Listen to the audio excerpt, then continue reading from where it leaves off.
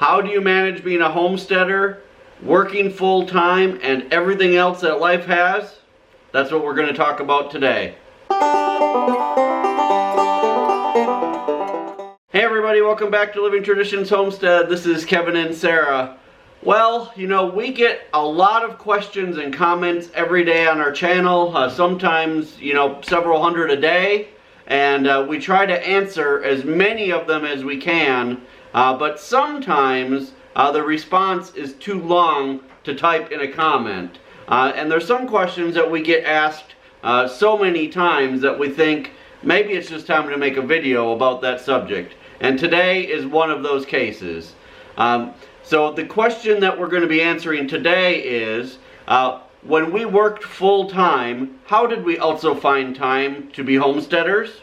So first, let's start with a little bit of our backstory. Kevin and I and our family used to live in the Phoenix, Arizona area, and we had an urban homestead for about 7 years before leaving corporate America and moving to the southern part of Missouri in the Ozarks, where we now full-time homestead without any other jobs.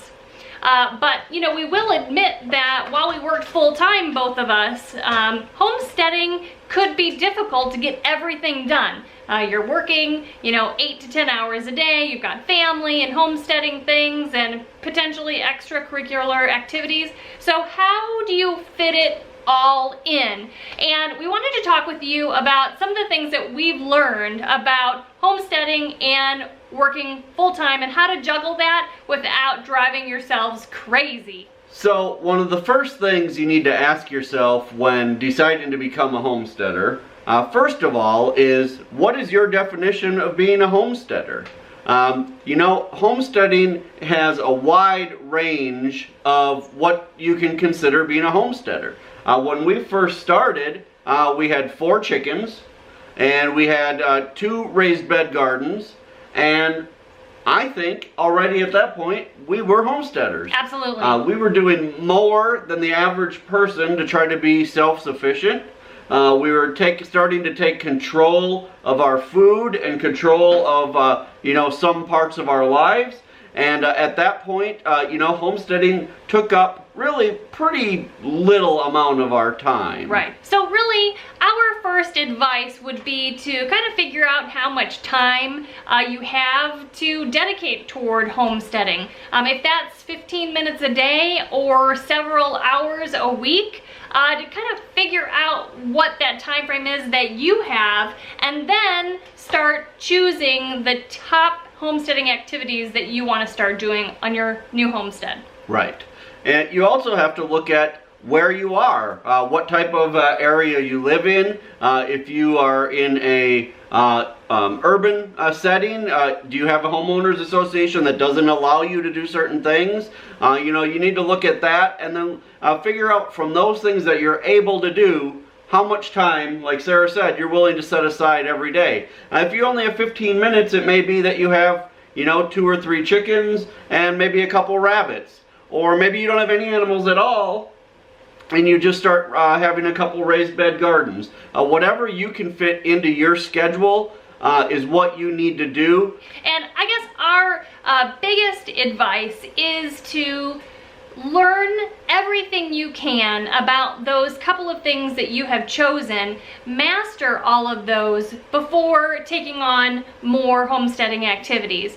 That way, the time that you need to do the first couple things will reduce because you're just so good at it, and you'll have an idea of how much time you actually need to dedicate to those things, and then you can choose another homesteading activity to add into it and master that before moving on and on and on. And I think what you may find is that the more you start doing, the more you enjoy, and the more time you will find in your schedule, and maybe that means you'll stop doing a particular extracurricular activity so that you have more time to spend on the homestead. Right.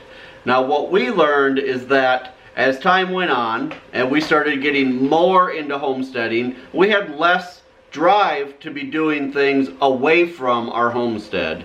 We wanted to be there. That was what we enjoyed, and that is ultimately what led us to discover that this is what we wanted to do full-time as a lifestyle and as a job. Right, and once we came to the realization and decided together that homesteading and homesteading full-time was our ultimate goal, then our mindset changed, and we realized that we needed to focus on skill building and to use our time on the homestead to learn and develop the skills that we would need to be successful when we stopped working in corporate America and moved for us into a rural situation where we were full-time self-employed homesteaders. Right, and that process took probably about the last 5 years that we were in the Phoenix area. It wasn't something that one day we woke up and said, oh, we're going to, leave it all behind and just jump right in and move to Missouri and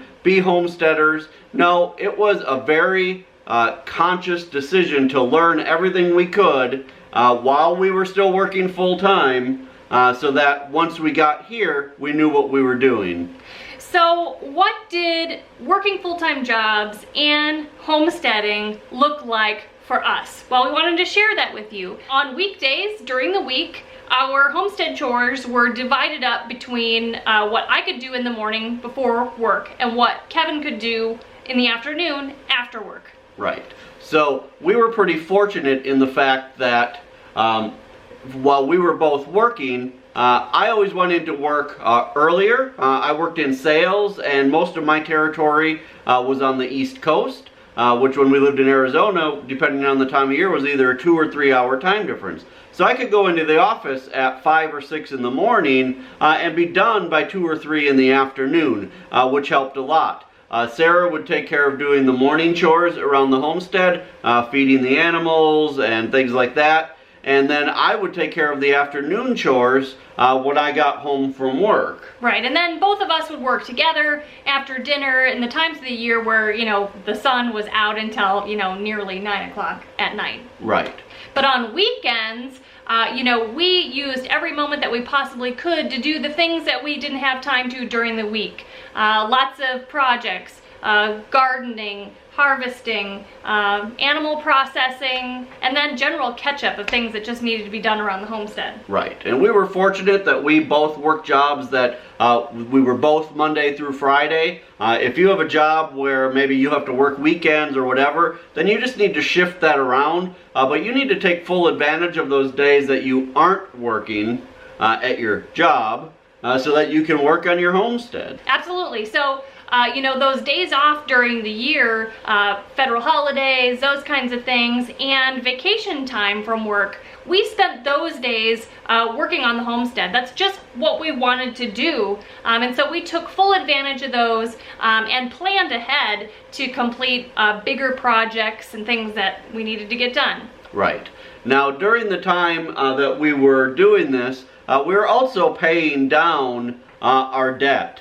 And by giving up a lot of the extracurricular activities off of the homestead, we were able to do that a lot easier than we would have ever thought.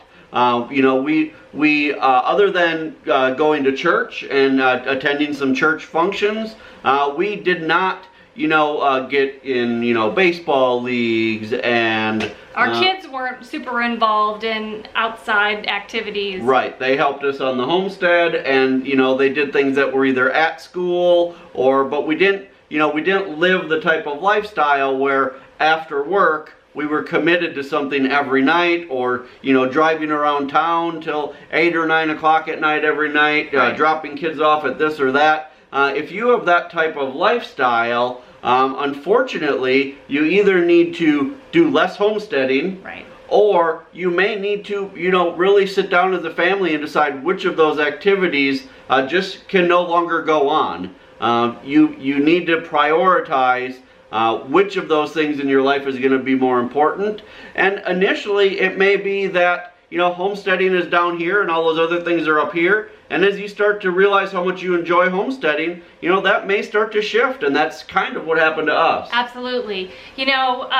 people that we worked with and our family members and those kinds of things would hear all of the things that we were doing on the homestead and all of the projects and those kinds of things, and they would say, man, what are you guys doing for fun? What are you doing for you? Aren't you getting any me time? And honestly, homesteading was our me time. It was our fun time. We were just, and still are, absolutely in love with homesteading and really don't want to do anything else. Right. Yeah. I mean, being at work is what we didn't enjoy, and being on the homestead is what we did enjoy, which is why we knew, you know, ultimately we would move to, you know, a rural homestead where we could truly work for ourselves, work on our homestead, and, you know, grow that into what we do, so that really we could work at a job that we love. Right. You know, we are firm believers that life is way too short to be stuck in a job for 20 or 30 or 40 years that you don't like. We did that. We did that for longer than we probably should have. And even though it was nice to have a steady paycheck, we wouldn't go back to living that life for anything. No way. So just to recap, this is kind of the advice that we have for you guys. When you're first starting out homesteading and you're still working full-time, pick a couple homestead activities that you really think you'll enjoy doing and start with those. Work those into your schedule until you master those skills and you feel like you have the time to add a couple more things on top of that. Then, as you start to master even more and more skills, start to look if there's other things in your life that you can kind of start to eliminate, which will hopefully free up some of your budget and also help you to learn more skills, so that ultimately, if it's your goal to become a full-time homesteader, you'll have the skills needed to be able to do that. Now, I told you earlier that when we started with just a couple chickens and a couple raised bed gardens. But by the time we left the Phoenix area to move to be full-time homesteaders, we were raising goats, turkeys, chickens, pigs, ducks.